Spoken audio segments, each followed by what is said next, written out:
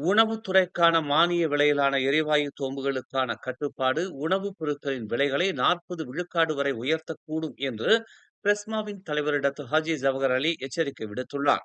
உணவுத்துறைக்கான மானியம் இல்லாத சமையல் எரிவாயு தோம்புகள் பயன்பாட்டை கடுமையாக்குவதற்கான அரசாங்கத்தின் திட்டம் உணவு தொழில் முனைவோர் மத்தியில் பெரும் கவலையை ஏற்படுத்தியுள்ளது.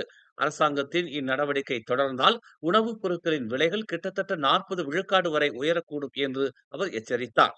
மானிய விலையில் எல்பிஜி எரிவாயு பயன்பாடு தொடர்பான அமலாக்க நடவடிக்கைகளை செயல்படுத்துவதை அரசாங்கம் ஒத்திவைக்க வேண்டும் என்றும் அவர் கேட்டுக் கொண்டார். குறைந்தபட்சம் 16வது பொதுத் தேர்தல் வரை திட்டத்தை உள்நாட்டு வர்த்தகம் மற்றும் வாழ்க்கை செலவின அமைச்சு ஒத்திவைக்க வேண்டும் என்று அவர் வலியுறுத்தினார். இதுவே உள்ளூர் உணவுத்துறையினரின் மிகப்பெரிய கோரிக்கையாக உள்ளது என்று டத்து ஜவஹர் அலி தெரிவித்தார். மேலும் செய்திகளை தெரிந்து கொள்ள தமிழ் மலர் நாளிதழை பாருங்கள். உடனுக்குடன் செய்திகளை தெரிந்து கொள்ள தமிழ் மலர் இணையதளம், தமிழ் மலர் செயலி மற்றும் மலர் டிவி யூடியூப் சேனலை வலம் வாருங்கள்.